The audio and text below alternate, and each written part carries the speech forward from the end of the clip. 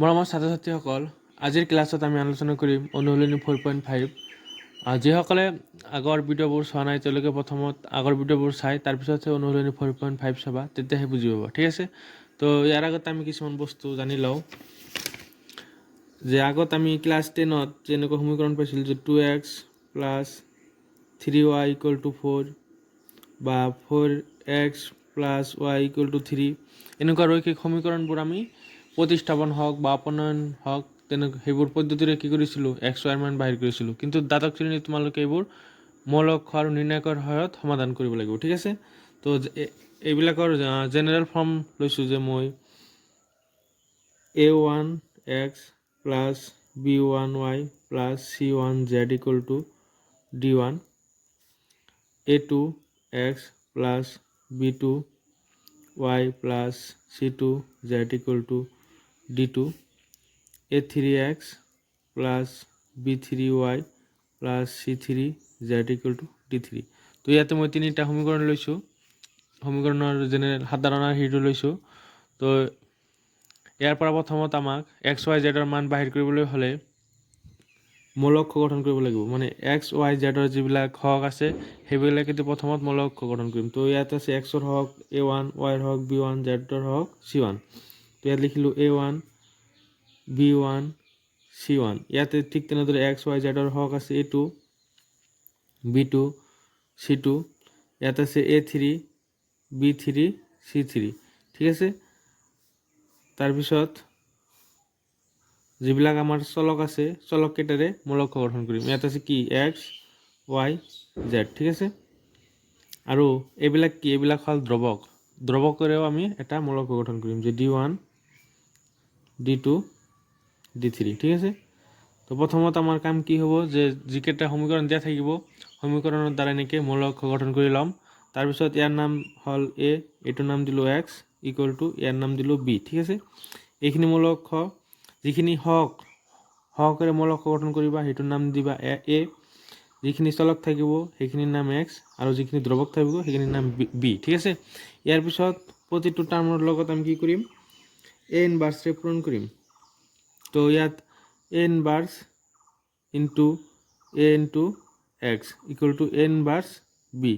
তেনেহ'লে a inverse into a মানে কিমান i, তো i into x = a inverse b। তো যিকোনো মৌল অক্ষৰ লগত যদি আমি i পূৰণ কৰোঁ আমি সেইটো মৌল অক্ষ পাওঁ। তাৰমানে i ইনটু x মানে কি হ'ব x হ'ব। তেনেহ'লে x = a ইনভাৰ্ছ b। তেনেহ'লে আমাক এক্স ৱাই জেডৰ মান বাহিৰ কৰাৰ কাৰণে এইটো হ'ল সূত্ৰ। ঠিক আছে, এইটো সূত্ৰৰ সহায়ত আমি কি কৰিম সমীকৰণবোৰ সমাধান কৰিম। ঠিক আছে, তাৰপিছত কোনবিলাক সমীকৰণৰ মানে সমাধান, ইয়াৰ পিছত আমি আলোচনা কৰিম যে সমীকৰণ প্ৰণালীৰ সংগতি সুসংগত সমীকৰণ প্ৰণালী নে অসংগত সমীকৰণ প্ৰণালী হ'ব, সেইটো কাৰ ওপৰত নিৰ্ভৰ কৰিব চাবা যে আমি প্ৰথমত যিকোনো সমীকৰণ দিয়া থাকিলে তাৰ নিৰ্ণায়ক বাহিৰ কৰিম। বুজি পাইছা না? তো নিৰ্ণায়ক বাহিৰ কৰি যদি আমি নিৰ্ণায়কৰ মান ≠ 0 পাওঁ তেনেহ'লে সেই সমীকৰণ প্ৰণালী হ'ব সুসংগত। ঠিক আছে, আকৌ যেতিয়া =0 পাম তেতিয়া ইয়াৰ ভাগ দুটা হ'ব। তেতিয়া আকৌ এডজইণ্ট a ইনটু b = 0, মানে এইখিনি বাহিৰ কৰিব লাগিব।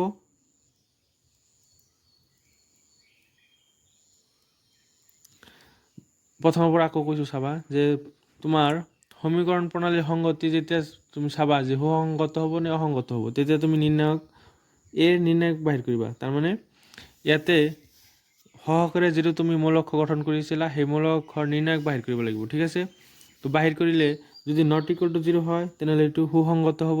আকৌ যেতিয়া 0 হ'ব তেতিয়া তুমি এডজইণ্ট a লগত b মৌল অক্ষ পূৰণ কৰিব লাগিব। যদি 0 হয় তেতিয়া হ'ব কি 0 হ'লে কেতিয়াবা সুসংগত হ'ব কেতিয়াবা অসংগত হ'ব। ঠিক আছে, এইটো যেতিয়া আমি কুৱেশ্যন কৰিম তেতিয়া গম পাবা। আকৌ যেতিয়া ≠ 0 হ'ব তেতিয়া অসংগত হ'ব। বুজি পাইছা? মনত থাকিব, যদি ≠ 0 হয় নিৰ্ণায়কৰ মান ≠ 0 হয় তেতিয়া সুসংগত হ'ব ডাইৰেক্ট, আৰু যেতিয়া ইকুৱেল হ'ব তেতিয়া তুমি এডজইণ্ট a বাহিৰ কৰিব লাগিব আৰু তাৰ লগত b মৌল অক্ষ পূৰণ কৰিব লাগিব। পূৰণ কৰি যদি তুমি পূৰণ কৰি যদি তুমি নট ইকুৱেল টু 0 পোৱা তেনেহ'লে অসংগত হ'ব, আৰু ইকুৱেল টু যদি 0 পোৱা তেতিয়া কেতিয়াবা সুসংগত হ'ব, কেতিয়াবা অসংগত হ'ব। এইটো প্ৰশ্ন কৰিম তেতিয়া গম পাবা, ঠিক আছে। এতিয়া আমি এক্সাৰচাইজ কৰিম, চাবা 4.5। ইয়াতে চোৱা অনুশীলনী 4.5 দিছে যে 1 পৰা 6 লৈ সমীকৰণ প্ৰণালীৰ সংগতি বিচাৰ কৰা। সংগতি বিচাৰ কৰিব কৈছে, তেনেহ'লে আমি কি বাহিৰ কৰিম? নিৰ্ণায়ক বাহিৰ কৰিম ফাৰ্ষ্টত। চাবা 1 নম্বৰটো কৰিছোঁ। তো 1 নম্বৰত দিয়া আছে এইটো, তেনেহ'লে প্ৰথমতে আমি মৌল অক্ষ গঠন কৰি ল'ম, ঠিক আছে। তেনেহ'লে এক্সৰ হওক আছে 1, ৱাইৰ হওক আছে 2, ইয়াতে এক্সৰ হওক 2, ইয়াতে ৱাইৰ হওক 3, ঠিক আছে। তাৰপিছত চলক আছে এক্স ৱাই ইকুৱেল টু কি হ'ব? 2, 3, ঠিক আছে। গঠন কৰিলোঁ সমীকৰণ। তো এইটো হ'ল এ, এইটো হ'ল এক্স ইকুৱেল টু বি, হয় নহয়? আমাক নিৰ্ণায়ক এ বাহিৰ কৰিব লাগিব। তো নিৰ্ণায়ক এৰ মান কিমান হ'ব? চাবা 3 × 1 3 -2 × 2 4 equal to -1 not equal to 0। তেনেহ'লে ইয়াৰ সংগতি কি, সমীকৰণ প্ৰণালীৰ সংগতি কি হ'ব? সুসংগত হ'ব, হয় নহয়? এইটোৰ এনচাৰ হ'ব সুসংগত, ঠিক আছে। এতিয়া 2 নম্বৰটো কৰিম, চাবা। তো 2 নম্বৰটো আছে এইটো, তেনেহ'লে আমি সমীকৰণ প্ৰথমত আমি মৌল অক্ষ গঠন কৰি লৈছোঁ। ইয়াত আছে 2, ইয়াত আছে -1, এক্সৰ হওক 1, ৱাইৰ হওক 1। তাৰপিছত ইয়াতে কি ল'ব লাগিব? এক্স ৱাই ইকুৱেল টু দ্ৰৱক যিখিনি থাকে সেইখিনি ইয়াত হ'ব 5 4, ঠিক আছে। তেনেহ'লে ইয়াৰ পিছত যে এইটো হ'ল এ, এইটো হ'ল এক্স ইকুৱেল টু বি, নিৰ্ণায়কে বাহিৰ কৰিব লাগিব। তেনেহ'লে 2 × 1 2, -1 প্লাছ 1 × 1 1, 3 পালোঁ, নট ইকুৱেল টু 0। তেনেহ'লে যেতিয়া নিৰ্ণায়কৰ মান নট ইকুৱেল টু 0 হয় তেতিয়া কি হয়? সুসংগত, ঠিক আছে। একদম সহজ, বুজি পাইছা? এতিয়া 3 নম্বৰটো কৰিম, চাবা। তো 3 নম্বৰত দিয়া আছে x plus 3y equal to 5, 2x plus 6y equal to 8। তো ইয়াত এক্সৰ হওক আছে 1, ৱাইৰ হওক 3, এক্সৰ হওক 2, ৱাইৰ হওক 6। তাৰপিছত এক্স ৱাই ইকুৱেল টু কি হ'ব? 5 8। তো ইয়াৰ পৰা এইটো হ'ল এৰ, এইটো হ'ল এক্স ইকুৱেল টু বি। তেনেহ'লে নিৰ্ণায়ক এৰ মান কিমান হ'ব? চাবা 6 × 1 6, -3 × 2 6 ইকুৱেল টু 0 হ'ল। যেতিয়া ইকুৱেল টু 0 হয় তেতিয়া আমি কি বাহিৰ কৰিব লাগে? ইয়াতে চোৱা, যেতিয়া ইকুৱেল টু 0 হয় তেতিয়া এড জইণ্ট এৰ লগত বি পূৰণ কৰিব লাগিব, ঠিক আছে। আৰু তেতিয়া যদি নট ইকুৱেল টু 0 হয় তেতিয়া সংগত হ'ব, আৰু ইকুৱেল টু হ'লে কেতিয়াবা সুসংগত, কেতিয়াবা অসংগত, ঠিক আছে। তেতিয়াহ'লে যেহেতু ইকুৱেল টু 0 হৈছে আমি প্ৰথমত কি বাহিৰ কৰিম? এড জইণ্ট এ বাহিৰ কৰিম। তেনেহ'লে এড জইণ্ট এ কি হ'ব? চাবা, এড জইণ্ট এ মানে কি আছিল? ইয়াতে অলপমান কৈ দিছোঁ যে এড জইণ্ট কেনেকৈ বাহিৰ কৰে 2/2 ক্ষেত্ৰত। A11 A12 A21 A22, এইটো এটা মৌল অক্ষ দ্বাৰা এ দিয়া আছে। এই দুটাৰ কি হয়? স্থানৰ পৰিৱৰ্তন, হয় নে নহয়? আৰ এই দুটা কি হয়? চিহ্নৰ পরিবর্তন।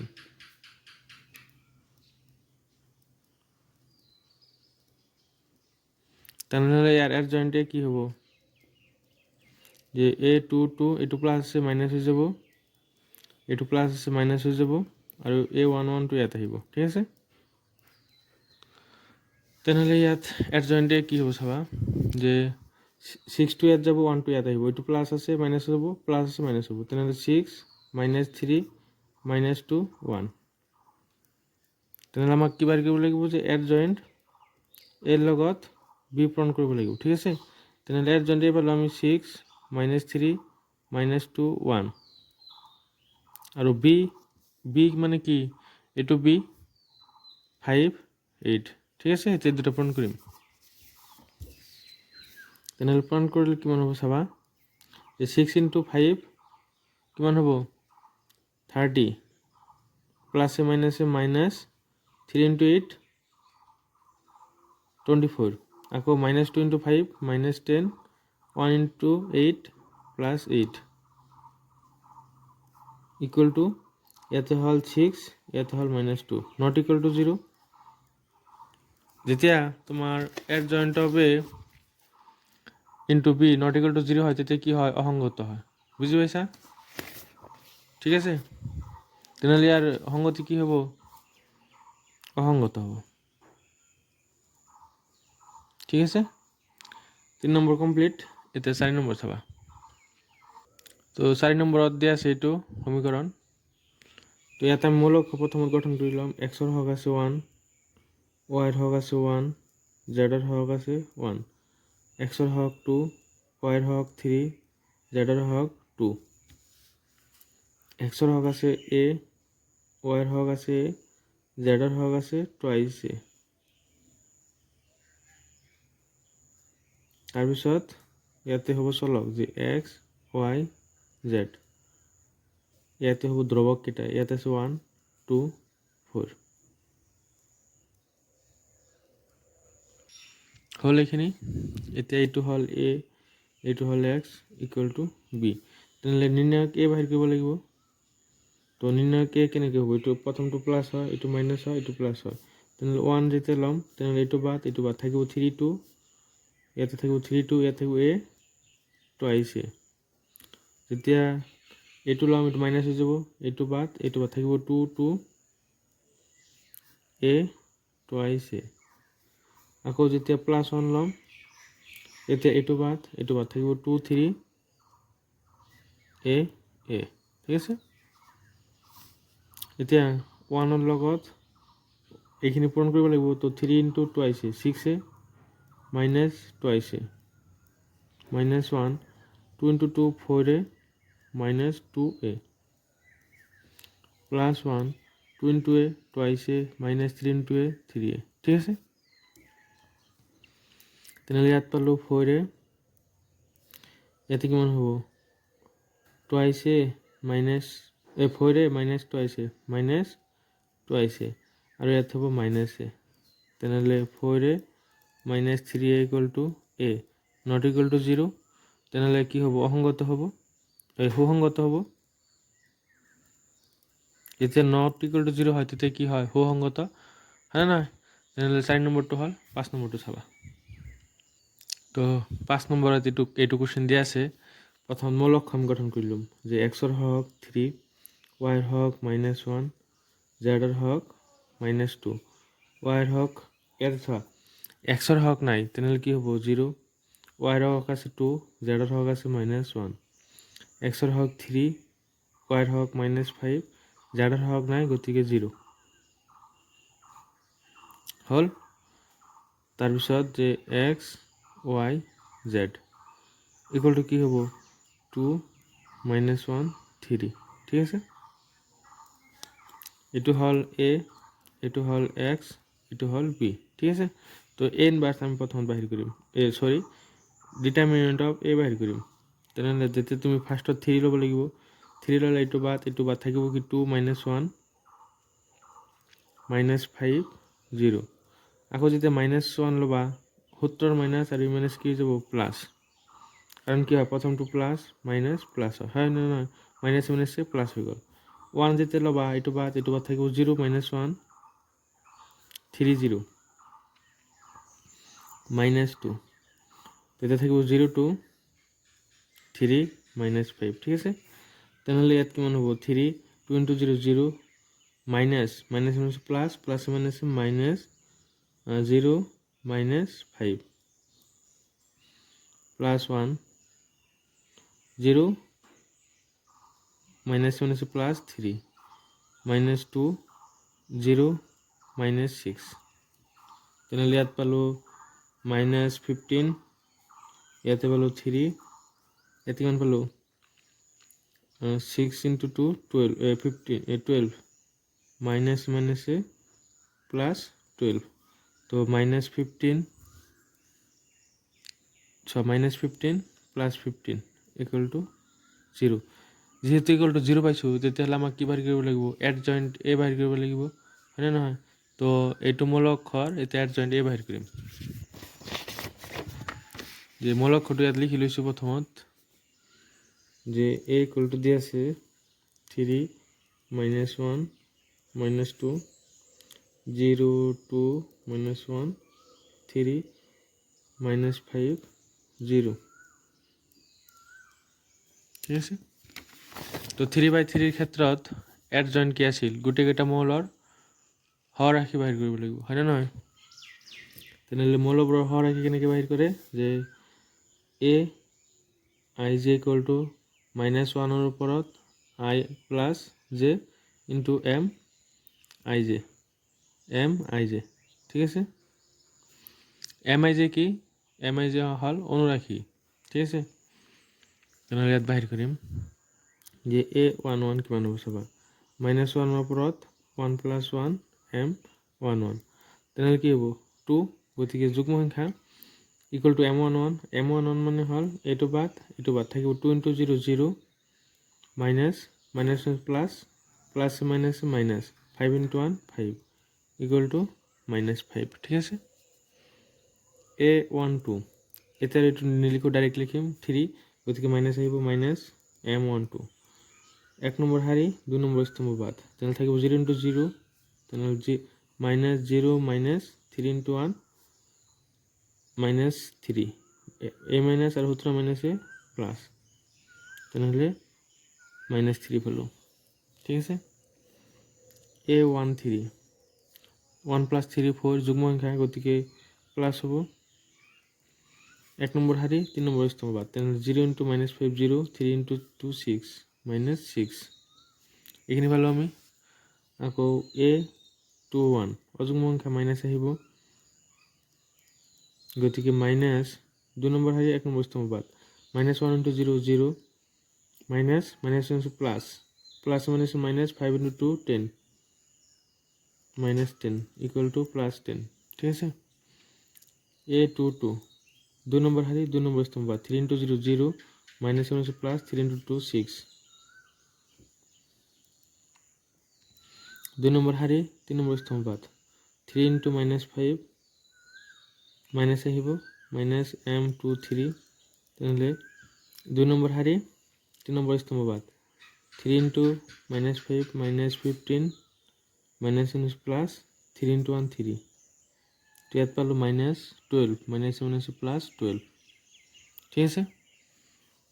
এতিয়া আমি বাহিৰ কৰিম A31, গতিকে প্লাছ আহিব, M31 31ৰ মান কিমান হ'ব? 31, -1 plus 1, -1 plus 2 × 2 4 equal to 5, A32 minus আহিব, কিয় মাইনাছ আহিল? যে এই দুটা যোগ কৰিলে 5 হ'ব, অযুগ্ম সংখ্যা, সেইকাৰণে মাইনাছ আহিছে। 3 2, তেনেহ'লে থাকিল 3 × -1 -3, 0 × 2 -2 -0, -1 প্লাছ 3, ঠিক আছে? তো A33 কিমান হ'ব? 3 3 2, 3 × 2 6 -0, -1 প্লাছ 0 ইকুৱেল টু 6। এতিয়া এৰ হৰ ৰাশি এ কি হ'ব চাবা, যে A11 মান পালোঁ -5, 1 2 -3, 1 3 -6, 2 1 10, 2 2 6, 2 3 12, 3 1 5, 3 2 3, 3 3 6, এইটো হ'ল আমি হৰ ৰাশি এ। এতিয়া এড জইণ্টে কি হ'ব? যে এড জইণ্টে হ'ব ইয়াৰ পক্ষান্তৰিত যিটো মূল অক্ষ, তেনেহ'লে -5, পক্ষান্তৰিত মূল অক্ষ কি হয়? স্তম্ভবিলাক শাৰী বনাব লাগে, নহ'লে শাৰীবিলাক স্তম্ভ বনাব লাগে। তো ইয়াত স্তম্ভবোৰ আমি শাৰী বনাই দিম, তেনেহ'লে -5 10 5, -3 6 3, -6 12 6, ঠিক আছে? এতিয়া এইটোৰ লগত আমাৰ বি পূৰণ কৰিব লাগিব, adjoint of A into B কিমান হ'ব চাবা, এড জইণ্ট অফ এ এইটো লিখিম -5 -3 -6 10 6 12 5 3 6,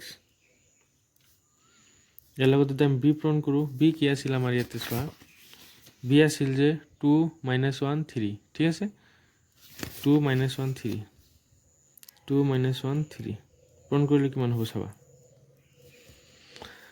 -5 × 2 -10, 10 × -1 -10, 5 × 3 15, -3 × 2 -6, 6 × -1 -6, 3 × 3 9, -6 × 2 -12, 12 × -1 -12, 6 × 3 18, এইটো আমি পালোঁ ইকুৱেল টু কিমান পাম? -20, 20ৰ পৰা 15 minus 20 তো minus 5 12 minus 12 plus 9 minus 3 minus 24 plus 18 minus 6 not equal to কি হয়েছে not equal to 0 তেনেহলে এটি কি হবো অসঙ্গত সুসঙ্গত সরি এটি হবো অসঙ্গত কারণ আমি কি ইয়াত কি আছিল যে জয়েন্ট এ লগত যদি আমি বি পূরণ করি নট ইকুয়াল টু 0 পাও সেইটো কি আছিল অসঙ্গত এইটো চোৱা ইয়াতে যে এট জয়েন্ট অফ এর লগত যদি বি পূরণ করি নট ইকুয়াল টু 0 পাও তেনেহলে অসঙ্গত ঠিক আছে তেনেহলে এটা আমার কি হবো অসঙ্গত হবো তেনেহলে 5 কমপ্লিট 6 এটা আমি নেক্সট 6 কৰিম চাবা মৰমৰ ছাত্ৰ-ছাত্ৰীসকল তোমালোকক যদি মোৰ হাতে লিখা নোটছ লাগে তেনেহলে তোমালোকে মোৰ এইটো হোৱাটছআপ নম্বৰ 8133059613 ইয়াত মেছেজ এটা দিবা মই হোৱাটছআপত পিডিএফ কৰি মোৰ লিখা নোটছখিনি তোমালোকক পঠাই দিম ঠিক আছে আৰু ভিডিঅ'বোৰ যদি বা ক্লাছ কৰি যদি ভাল লাগে নিজৰ বন্ধুবৰ্গৰ লগত নিশ্চয় শ্বেয়াৰ কৰিবা আৰু লাইক কৰিবলৈ নাপাহৰিবা কাৰণ তোমালোকৰ লাইকে ভিডিঅ' বনোৱাত কি কৰে উৎসাহ যোগায় ঠিক আছে তো 6 নম্বৰ কোৱেশ্চন এইটো দিয়া আছে এইটো সমীকৰণ প্ৰণালীৰ সংগতি বিচাৰ কৰিব লাগে তেনেহলে চাবা যে প্ৰথমত আমি মৌলিক গঠন কৰি লম যে 5 y হক হল -1 ইয়াত আছে 4 ইয়াত আছে 2 ইয়াত আছে 3 ইয়াত আছে 5 ঠিক আছে ইয়াত আছে 5 ইয়াত আছে -2 ইয়াত আছে 6 তাৰপিছত কি কৰিব লাগিব যে x y z equal to 5 to -1 ঠিক আছে এইটো হল a এইটো হল x আৰু ইফালটো হল b তেনেহলে আমি নিৰ্ণায়ক a বাহিৰ কৰি চাম যে ইকুয়াল টু 0 হয় নে নহয় তেনেহলে প্ৰথম হাৰি সাপেক্ষে যদি কৰো এইটো প্লাস হয় এইটো মাইনাস হয় এইটো প্লাস হয় তেনেহলে 5 যেতে তুমি 5 লবা এইটো বাদ যাব থাকিব কিমান 3 5 -2 6 আৰু এইটো মাইনাস মাইনাস কি হৈ যাব +1 হৈ যাব এইটো বাদ থাকিব 2 5 5 6 ঠিক আছে তাৰপিছত +4 4 ললে এইটো বাদ থাকিব 2 3 5 -2 ঠিক আছে এতিয়া চোৱা 5 লৈছো 3 * 6 18 -1 আছে প্লাস 2 * 5 10 +1 2 * 6 12 -5 * 5 25 ঠিক আছে +4 2 * -2 -4 -5 * 3 15 তেনেহলে ইয়াত পালো আমি 28 * 5 কিমান হ'ব চা এইটো হ'ব যে 18 + 10 28 * 5 140 minus 12 পৰা 25 minus কৰিলে -13 13 * 1 13 ইয়াত কিমান হ'ব চাবা -19 তো 19 * 4 কিমান হ'ব 76 তেনেহলে ইয়াত এই দুটা প্লাস কৰিলে কিমান হ'ব 140 মাইনাস ইয়াত যদি 13 যোগ কৰো ইয়াত হল 9 ইয়াত হল 8 89 তো 140 ৰ পৰা 89 মাইনাস কৰিলে ইয়াত থাকিব 1 13 ইয়াত হ'ব 5 ঠিক আছে 51 তো 51 not equal to 0 তার মানে কি হ'ব সুসংগত ঠিক আছে ইয়াতে এটা কথা মনত ৰাখিবা এইবিলাক কৰিবলৈ হলে যে আকৌ এবাৰ ভালকে কৈছো প্ৰথমত তুমি নিৰ্ণায়ক বাহিৰ কৰিবা নিৰ্ণায়ক বাহিৰ কৰি যদি নট ইকুয়াল পোৱা তেনেহলে সুসংগত বা ইকুয়াল পালে তুমি এডজয়েন্ট এ বাহিৰ কৰিব লাগিব আৰু এডজয়েন্ট এৰ লগত বি পূৰণ কৰি যদি 0 পোৱা তেনেহলে কেতিয়াবা সুসংগত কেতিয়াবা অসংগত হ'ব আৰু যদি নট ইকুয়াল টু 0 পোৱা সদায় কি হ'ব অসংগত ঠিক আছে নট ইকুয়াল টু 0 মানে কি অক্ষীয়মান মূলক অক্ষীয়মান হয় নয় কোনো মূলকৰ মান যদি নিৰ্ণায়কৰ মান যদি নট ইকুয়াল টু 0 হয় এটো কি আছিল অক্ষীয়মান আৰু ইকুয়াল টু 0 হলা আছিল এটা আছিল কি অপ্ৰতিম ঠিক আছে তেনেহলে আৰু এতিয়া নেক্সট কোৱেশ্চন আছে যে ইয়াত চোৱা 7 ৰ পৰা 14 লৈ সমীকৰণ প্ৰণালীবোৰ সমাধান কৰিব লাগে ঠিক আছে এতিয়া আমি 7 আৰম্ভ কৰিম চাবা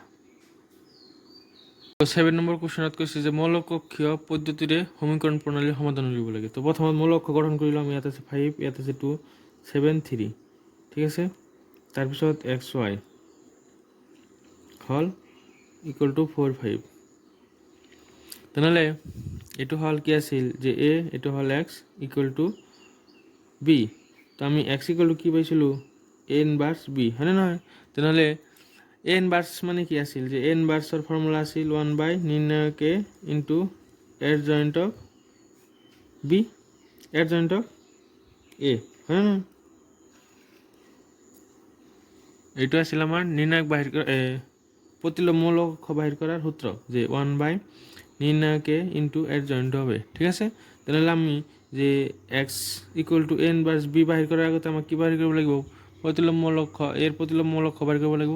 তাৰ কাৰণে আমাক লাগিব এৰ জয়েন্ট অফ এ। তেনেহ'লে এৰ জয়েন্ট অফ এ কিমান হ'ব চাবা, 2/2 ক্ষেত্ৰত কি হয়, এইটো হ'লে স্থানৰ সলনি আৰু এই দুটা চিনৰ সলনি। তেনেহ'লে 5টো ইয়াত আহিব, 3টো ইয়াত আহিব, 3 আৰু এইটো প্লাছ আছে মাইনাছ হৈ যাব, প্লাছ আছে মাইনাছ হৈ যাব, 3টোৰ ওপৰত গ'লে 5টো তলত আহিব, ঠিক আছে।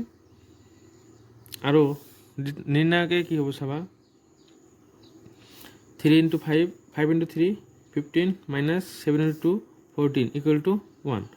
তেনেহ'লে এ ইনভাৰ্ছ কি হ'ব যে 1/1 এট জইণ্ট হবে কিমান পালোঁ, 3 - 2 - 7, 5, ঠিক আছে। এইখিনি আমি পাই গ'লোঁ, এ ইনভাৰ্ছ পাই গ'লোঁ। এতিয়া এইটো সূত্ৰত ফৰ্মুলাত বহাই দিম যে X equal to A inverse কিমান পালোঁ, 3 - 2 - 7, 5 আৰু বি মানে পাইছোঁ 4, 5, ঠিক আছে। তো পূৰণ কৰিলে কিমান হ'ব চাবা, 3 × 4 12, -2 × 5 -10, -7 × 4 -28, 5 × 5 25। এক্স মানে এইটো পালোঁ। এতিয়া এক্স মানে কি আছিল যে এক্স ৱাই, এক্সৰ ঠাইত এক্স ৱাই বহাই দিম আৰু ইকুৱেল টু কি হ'ব, ইয়াত হ'ব 2, ইয়াত হ'ব -3। তো দুটা মৌলিক অক্ষ কেতিয়া সমান হয়, যেতিয়া অনুৰূপ মৌলবোৰ সমান হয়, মানে এক্সৰ লগত 2 সমান হ'ব, ৱাইৰ লগত -3 সমান হ'ব। তাৰমানে ইয়াৰ পৰা আমি কি পালোঁ যে এক্স ইকুৱেল টু 2 আৰু ৱাই ইকুৱেল টু -3, ঠিক আছে। তেনেহ'লে এনেকুৱা যদি সমীকৰণ থাকে, যদি মৌলিক কক্ষীয় পদ্ধতিত আমাক সমাধান কৰিব লাগে, তেনেহ'লে প্ৰথমতে আমি কি কৰিম, ফৰ্মুলা মতে, ফৰ্মুলা কি জানো যে X equal to A inverse B. তেনেহ'লে আমাক এ ইনভাৰ্ছ বাহিৰ কৰিব লাগিব, আৰু এ ইনভাৰ্ছ বাহিৰ কৰাৰ কাৰণে আমাক কি লাগিব, নিৰ্ণায়ক এ বাহিৰ কৰিব লাগিব আৰু এট জইণ্ট এ বাহিৰ কৰিব লাগিব। তো প্ৰথমত এট জইণ্ট এ বাহিৰ কৰিছোঁ, নিৰ্ণায়ক এ বাহিৰ কৰিছোঁ, তাৰপিছত এইটো ফৰ্মুলাত আমি বহাই দিছোঁ, ঠিক আছে। এইটো ফৰ্মুলাত বহাই দিছোঁ, বহাই দি এক্স আৰু ৱাইৰ মান বাহিৰ কৰিছোঁ, ঠিক আছে। 7 নম্বৰ বুজি পাইছে নিশ্চয়। যদি কিবা ডাউট থাকে কমেণ্ট ছেকশ্যনত জনাবা, ঠিক আছে। এতিয়া 8 নম্বৰ চাবা। 8 নম্বৰ কুৱেশ্যনটো এইটো আছে। তো প্ৰথমত মৌলিক অক্ষ গঠন কৰি ল'ম। তেনেহ'লে কিমান হ'ব চাবা, 2 - 1, ইয়াত হ'ব 3, ইয়াত হ'ব 4, ঠিক আছে। তো এক্স ৱাই ইকুৱেল টু কিমান হ'ব, -2 আৰু ইয়াত হ'ব 3। তেনেহ'লে এইটো হ'ল এক্স ইকুৱেল টু বি।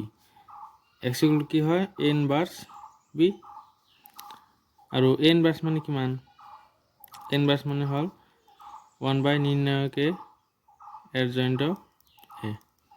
তেনেহ'লে ইয়াৰ পৰা যদি আমি নিৰ্ণায়ক এ বাহিৰ কৰোঁ কিমান হ'ব চাবা, 2 × 4 8 মাইনাছ আৰু এই minus plus 3 × 1 3 equal to 11, not equal to 0, ঠিক আছে। আৰু এৰ জইণ্ট এ কিমান হ'ব, 4টো ওপৰত যাব, 2টো মানে ইয়াত যিকেইটা থাকে সেইকেইটাৰ স্থানৰ পৰিৱৰ্তন, আৰু ইয়াত যিকেইটা থাকে সেইকেইটাৰ চিহ্নৰ পৰিৱৰ্তন। 4টো ইয়াত আহিব, 2টো ইয়াত আহিব, এইটো মাইনাছ প্লাছ হৈ যাব, এইটো প্লাছ আছে মাইনাছ হৈ যাব। তেনেহ'লে 4 1 -3 2, ঠিক আছে। তেনেহ'লে আমি এ ইনভাৰ্ছ বাহিৰ কৰোঁ, যে 1 নিৰ্ণায়ক এৰ মান পাইছোঁ 11, ঠিক আছে।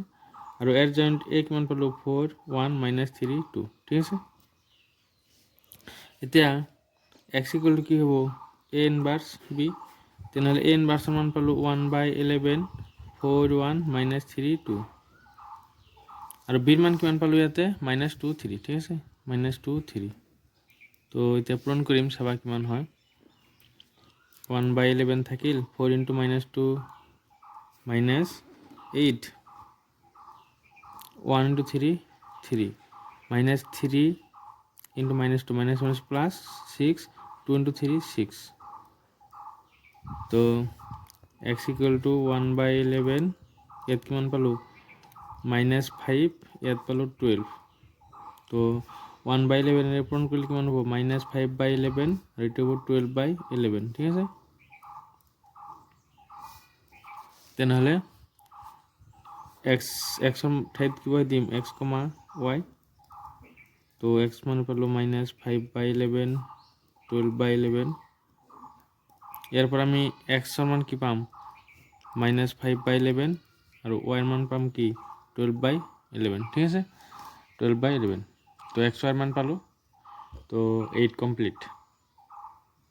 তো 9 নম্বৰত এইটো দিয়া আছে, ইয়াৰ সমাধান বাহিৰ কৰিব লাগে, ঠিক আছে। তেনেহ'লে প্ৰথমতে আমি কি কৰিম, মৌলিক গঠন কৰি ল'ম। এক্সৰ লগত আছে 4, y লগত আছে -3, এক্সৰ লগত আছে 3, y লগত আছে -4, ঠিক আছে। তাৰপিছত xy ইকুৱেল টু 3, 7, ঠিক আছে। তো ইয়াৰ পিছত আমি কি কৰিম, যেটো হ'ল a, এইটো হ'ল x ইকুৱেল টু b।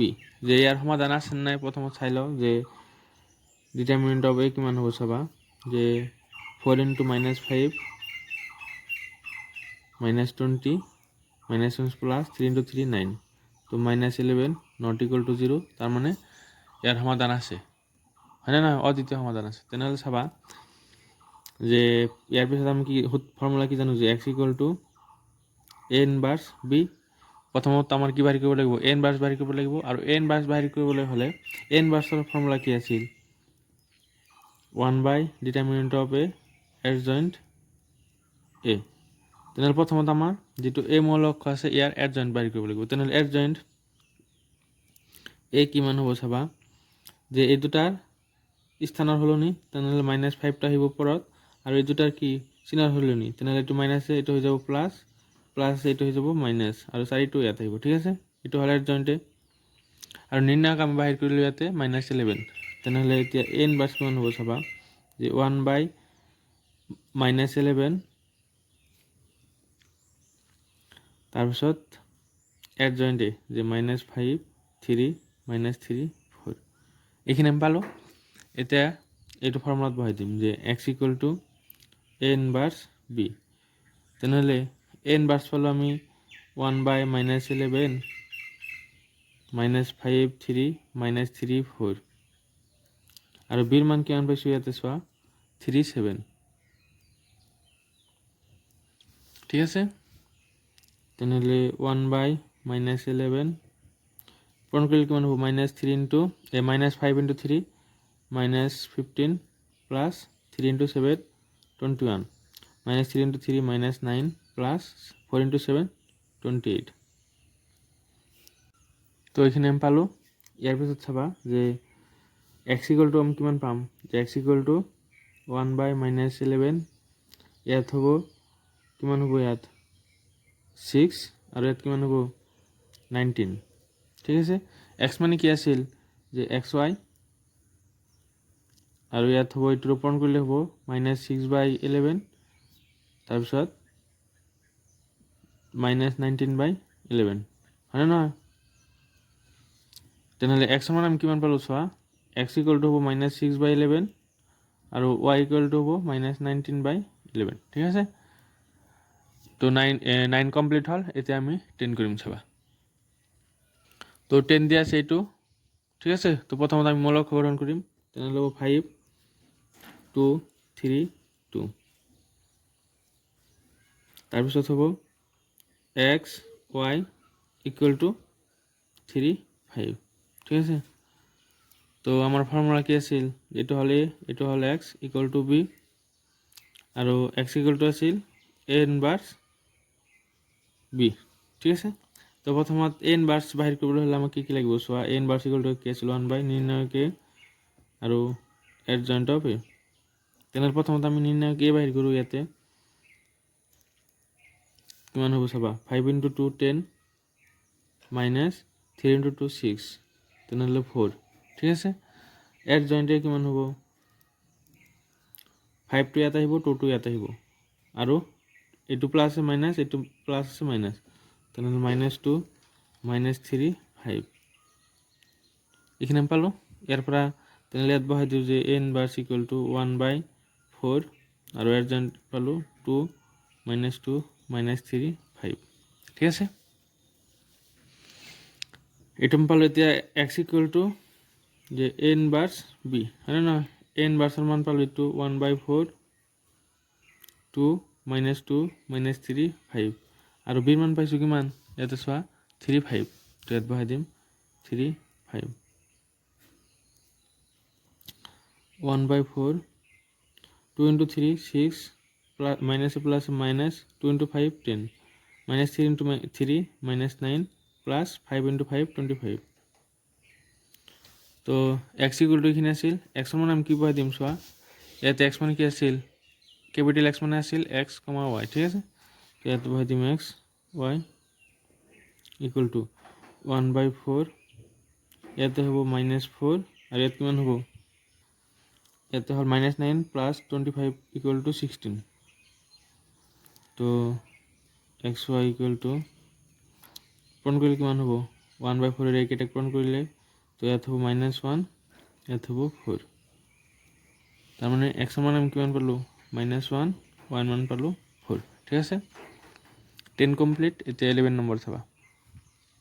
তো 11 নম্বৰ কুৱেশ্যন এইটো দিয়া আছে, তেনেহ'লে কিমান হ'ব চাবা 2 1 1 ইয়াত আছে 1 -2 -1 তাৰপিছত ইয়াত চোৱা এক্স নাই, তেনেহ'লে কি হ'ব 0, ইয়াত আছে ৱাইৰ হওক 3 জেডৰ হওক -5 ঠিক আছে।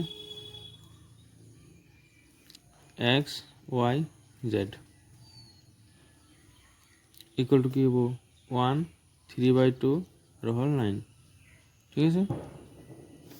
এ এক্স ইকুৱেল টু বি, তেনেহ'লে এক্স ইকুৱেল টু কিমান হ'ব এ ইনভাৰ্ছ বি। তেনেহ'লে এ ইনভাৰ্ছ বাহিৰ কৰিবলৈ হ'লে আমাক কি কি লাগিব, এ ইনভাৰ্ছ ইকুৱেল টু 1/নিৰ্ণায়ক এ এডজইণ্ট অফ এ। তেনেহ'লে প্ৰথমত আমাক নিৰ্ণায়ক বাহিৰ কৰিব লাগিব, তাৰপিছত এইটো মূল অক্ষৰ এডজইণ্ট বাহিৰ কৰিব লাগিব ঠিক আছে। তেনেহ'লে ইয়াৰ নিৰ্ণায়ক বাহিৰ কৰিম, যে নিৰ্ণায়ক এ কিমান হ'ব চাবা, প্ৰথম শাৰী সাপেক্ষে কৰিলে এইটো কি হয় প্লাছ, এইটো হয় মাইনাছ, এইটো হয় প্লাছ। তেনেহ'লে 2 যেতিয়া তুমি 2 ল'বা এইটো বাদ যাব থাকিব কিমান -2 -1 3 -5, তাৰপিছত -1 এইটো বাদ 1 -1 1 -1 0 -5, আকৌ যেতিয়া +1 ল'বা তেতিয়া কি হ'ব, এইটো বাদ থাকিব 1 -2 1 -2 0 3 ঠিক আছে। তাৰপিছত চাবা যে 2ৰে এইখিনি পূৰণ কৰিব লাগিব, মানে 2ৰ লগত এইখিনি পূৰণ হৈ আছে, মান বাহিৰ কৰিম। তেনেহ'লে মাইনাছ প্লাছ 2 into 5 10 মাইনাছে প্লাছ 17 মাইনাছ আৰু মাইনাছ কি হৈ যাব plus 3 into 1 3 -1 -5 minus plus 0 1 into 0 0 plus 1 3 into 1 3 minus plus 2 into 0 0। তো ইয়াত পালোঁ 26, ইয়াতে পালোঁ +5 আৰু ইয়াতে পালোঁ +3। তো কিমান হ'ল 26 + 5 31 +3 34 ঠিক আছে।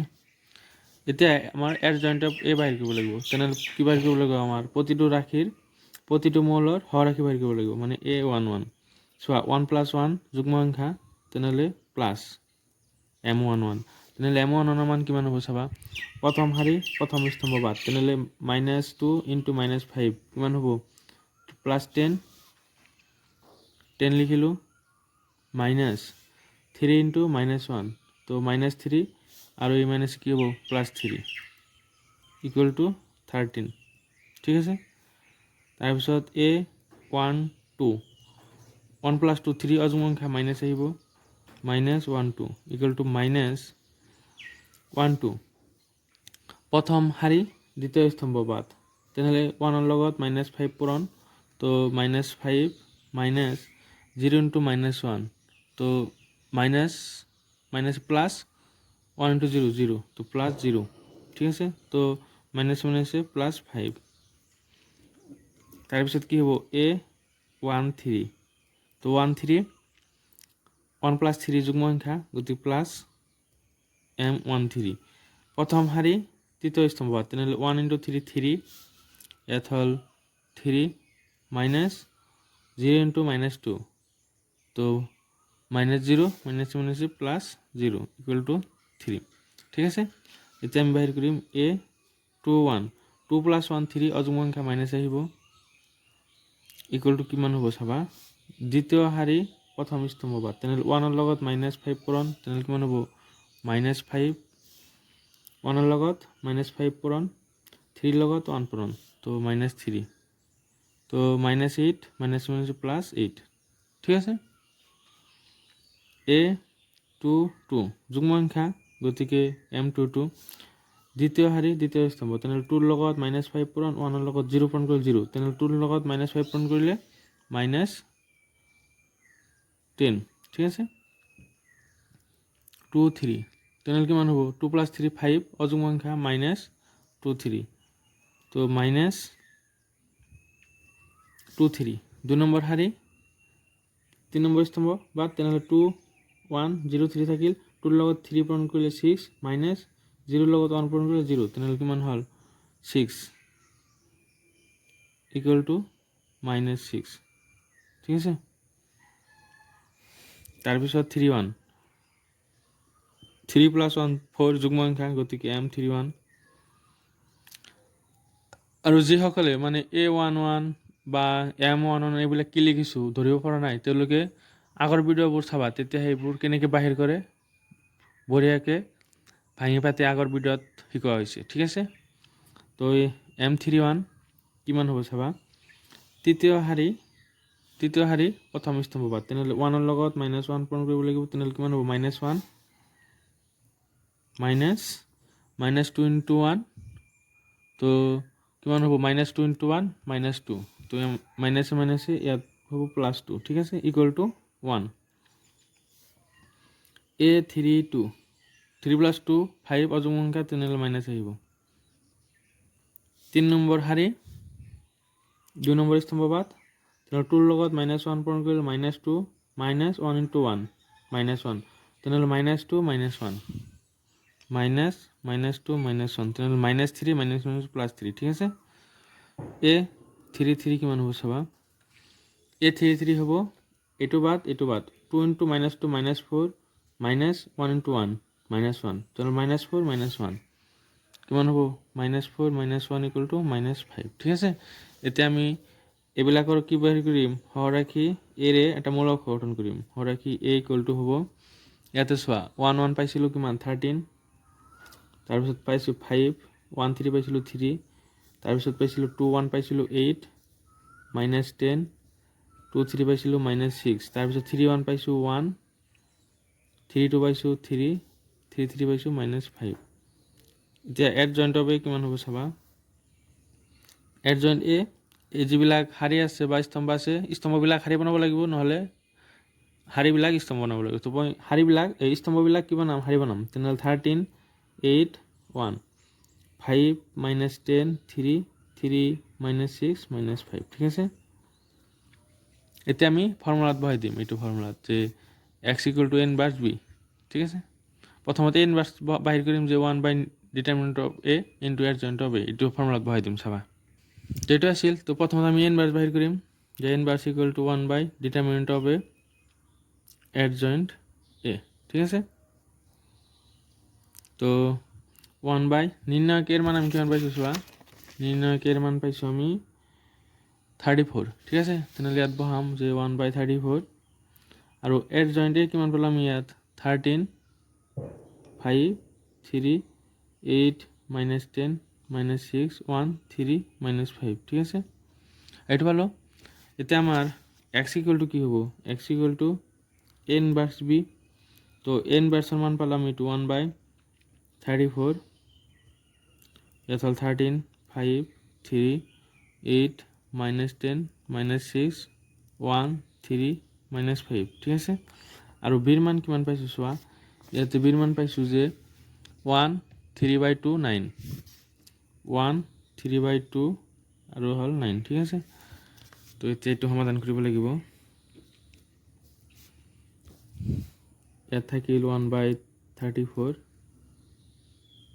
তো 13 প্লাস 1 13 প্লাস 8 ইন্টু 3/2 কিমান হ'ব 2 এটার মধ্যে যাব 4 বার 4 3 গুণ 12 প্লাস 1 ইন্টু 9 9 ঠিক আছে তাৰপিছত 5 ইন্টু 1 5 তাৰপিছত কি হ'ব -10 ইন্টু 3/2 তো ইয়াত যাব 5 বার -5 ইন্টু 3 -15 ঠিক আছে প্লাস 3 ইন্টু 9 27 3 ইন্টু 1 3 তাৰপিছত -6 ইন্টু 3/2 তো 3 বার যাব -3 ইন্টু 3 -9 -5 ইন্টু 9 তো -45 ঠিক আছে তো আমি ইয়াত কিমান পালোঁ চোৱা যে x = পালোঁ 1/34 13 প্লাস 12 তো 25 20 প্লাস 9 তো কিমান হ'ল 34 ইয়াত আছে কিমান 27 প্লাস 5 32 32 পৰা 15 গ'লে ইয়াত হ'ব 17 ঠিক আছে আৰু ইয়াত কিমান হ'ব চাবা -9 -45 তো ইয়াত হ'ব 54 -54 প্লাস 3 তো কিমান হ'ব -51 ঠিক আছে এতিয়া x মানে আছিল কি x y z তো x ৰ ঠাইত x y z বহাই দিলোঁ আৰু 34 ৰে একেটা 1/34 ৰে পূৰণ কৰিলে কিমান হ'ব ইয়াত হ'ব 34/34 ইয়াত হ'ব 17/34 আৰু ইয়াত কিমান হ'ব -51/34 ঠিক আছে তো ইয়াত কিমান হ'ব চাবা 34 ৰ মাজত একবাৰ ইয়াত হ'ব 1/2 17 ৰ মাজত একবাৰ আৰু 34 ৰ মাজত যায় দুইবাৰ আৰু ইয়াত যদি 17 ৰে কাটো তো ওপৰত যাব 51 ৰ মাজত 71 যাব সৰি 51 ৰ মাজত 70 যাব 17 যাব তিনিবাৰ আৰু 34 ৰ মাজত যাব দুবাৰ ঠিক আছে তো x ৰ মান আমি কিমান পালো 1 y ৰ মান পালো হাফ আৰু z ৰ মান পালো কিমান -3/2 ঠিক আছে তো এটো আছিল 11 নাম্বার তো 11 নাম্বার কমপ্লিট এতিয়া আমি 12 নাম্বার কৰিম চাবা তো 12 নম্বৰত আছে এটো আৰু এটো 2020 চনত আহিছিল ঠিক আছে প্ৰিভিয়াস ইয়াৰৰ কোশ্চেন তো প্ৰথমত আমি কি কৰিম মৌলিক গঠন কৰিম তো 1 -1 ইয়াত হল +1 ইয়াত হল 2 ইয়াত হল 1 ইয়াত হল -3 1 1 1 x y z equal to কিমান হ'ব 4 0 2 ঠিক আছে তো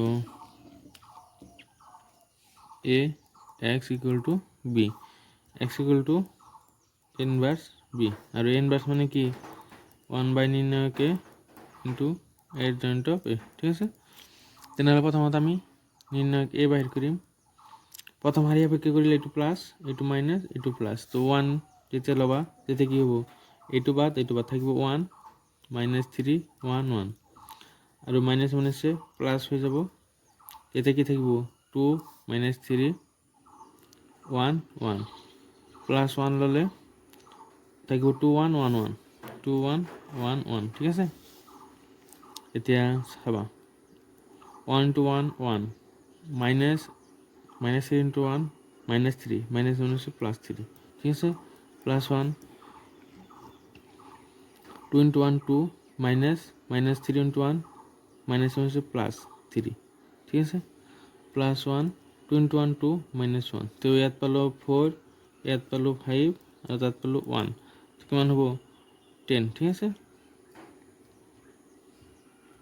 ইয়াৰ পিছত আমাক এডজয়েন্ট a লাগিব তাৰ কাৰণে কি লাগিব হৰ ৰাখি ইয়াৰ যিকেইটা মৌল আছে গোটেইকেইটাৰ হৰ ৰাখি বাহিৰ কৰিব লাগিব তো ইয়াত বাহিৰ কৰিম যে a11 a12 a13 ঠিক আছে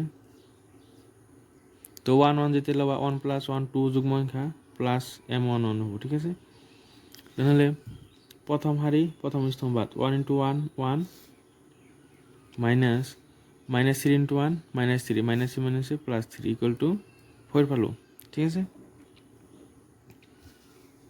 তাৰপিছত 1 + 2 3 অযুগ্ম সংখ্যা গতি মাইনাস আহিব 1 2 তেনেহলে মাইনাস 1 নম্বৰ হাৰি 2 নম্বৰ স্তম্ভত তেনেহলে 2 into 1 2 minus -3 × 1 -3 তেনেহ'লে 2 + 3 কিমান হ'ব ইয়াত হ'ব 2 + 3 5 তো কিমান হ'ব -5 ঠিক আছে 1 + 3 4 যুগ্ম সংখ্যা গতিকে প্লাস তেনেহ'লে 1 নম্বৰ শাৰী 3 নম্বৰ স্তম্ভ বাদ দিলে 2 × 1 2 -1 × 1 তেনে 2 - 1 1 ঠিক আছে ইয়াত পালোঁ 1 তাৰপিছত আমি বাহিৰ কৰিম a 2 1 2 + 1 3 অযুগ্ম সংখ্যা মাইনাছ আহিব m21 তেনেহ'লে মাইনাছ 2 নম্বৰ শাৰী 1 নম্বৰ স্তম্ভ বাদ তেনেহ'লে -1 *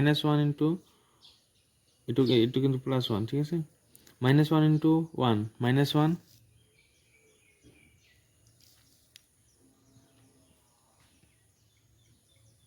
তাৰপিছত 1 × 1 -1 তেনেহ'লে কিমান হ'ল -1 - 1 -2 -a +2 a 2 2 চাবা 2 + 2 যুগ্ম সংখ্যা গতিকে প্লাস m22 2 নম্বৰ শাৰী 2 নম্বৰ স্তম্ভ বাদ 1 × 1 +1 -1 × 1 0 তাৰ মানে কি পাম 0 a 2 3 2 + 3 অযুগ্ম সংখ্যা মাইনাছ আহিব তেনেহ'লে কিমান হ'ব চাবা 2 নম্বৰ শাৰী 3 নম্বৰ স্তম্ভ বাদ 1 × 1 -1 তাৰপিছত 1 × 1 সৰি 1 × 1 +1 মাইনাছ ইয়াতে লিখিলো যে 1 × 1 1 মাইনাছ 1 × -1 -1 আৰু এই মাইনাছ কি হ'ব +1 তেনেহ'লে কিমান হ'ল -2 ঠিক আছে a 3 1 3 + 1 4 যুগ্ম সংখ্যা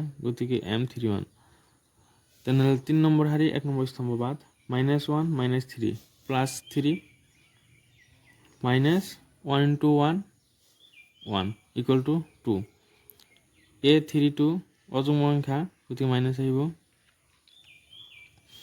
3 নম্বৰ শাৰী 2 নম্বৰ স্তম্ভ বাদ তেনেহ'লে 1 × -3 -3 -2 × 1 2 তেনেহ'লে -3 -2 -3 -2 = 5 -5 আৰু এই মাইনাছ কি হ'ব +5 তো a33 কিমান হ'ব চাবা 3 নম্বৰ শাৰী 3 নম্বৰ স্তম্ভ বাদ 3 নম্বৰ শাৰী 3 নম্বৰ স্তম্ভ বাদ দিলে 1 × 1 1 -1 × 2 তেনেহ'লে কিমান হ'ব মাইনাছে 17 মাইনাছ আৰু মাইনাছে প্লাস তেনেহ'লে 1 + 2 3 ঠিক আছে তো a33 হ'ব 3 ঠিক আছে তেনেহ'লে হৰ ৰাখি a = কিমান হ'ব যে a11 4 1 2 -5 1 3 1 তাৰপিছত 2 1 2 0 -2 তাৰপিছত আছে a13 তাৰপিছত চাবা যে a31 ইয়াত পালো 2 তাৰপিছত 32 ইয়াত পালো 5 আৰু 33 ইয়াত পালো 3 ঠিক আছে এতিয়া এড জয়েন্ট হবে কিমান হ'ব চাবা স্তম্ভ আছে শাৰী বনাই দিম তেনেহ'লে 4 2 2 -5 0 5 1 -2 3 ঠিক আছে তেনেহ'লে আমাৰ এতিয়া a ইনভার্স কিমান হ'ব যে 1 নির্ণায়কে এড জয়েন্ট a ঠিক আছে তে 1 নির্ণায়ক এর মান কিমান পাইছো ইয়াত চোৱা নির্ণায়ক এর মান পাইছো 10 ঠিক আছে ইয়াত বহাই দিম যে 1/10 into adjoint of a ইয়াত পালো 4 2 2 -5 0 5 1 -2 3 ঠিক আছে এটা আমি ফর্মুলাত বহাই দিম যে x = কি আছিল a ইনভার্স b তো a ইনভার্স মান পালো 1/10 4 -5 1 2 0 -2 2 5 3 আৰু b ৰ মান কি আছিল চোৱা ইয়াতে b ৰ মান আছিল 40 কি 2 এটো কিন্তু মাইনাস না 402 ঠিক আছে 402 তেনেহ'লে পূৰণ কৰিলে কিমান হ'ব চাবা যে 1/10 থাকক ইয়াতে 4 × 4 16 2 × 0 0 2 × 2 4 -5 × 4 -20 0 × 0 0 5 × 2 10 -1 × 4 4 2 × -2 × 0 -0 3 × 2 6 ঠিক আছে এতিয়া x = কিমান পালো 1/10 এর গোটেই কেইটা পূরণ করিম আগতে এখানে যোগ কৰি লও যে ইয়াত পালো 620 ইয়াত পালোঁ -10, ইয়াত পালোঁ 10। তো 1/10 গোটেইকেইটা পূৰণ কৰিলে কি হ'ব 20/10 -10/10 +10/10, ঠিক আছে। তো ওপৰত হ'ব কিমান 2, ইয়াত হ'ব -1, ইয়াত হ'ব +1, হয় না। আৰু x মানে আমি কি পাইছিলোঁ, x মানে আছিল স্মল x y z। তো x y z মানে কি হ'ল 2 -1 1। তো ইয়াৰ পৰা আমি কি পাম, x ৰ মান পাম 2, y ৰ মান পাম -1 আৰু z ৰ মান আমি কিমান 1, ঠিক আছে। তো 12 নম্বৰটো কমপ্লিট হ'ল। এইটো 2020 চনত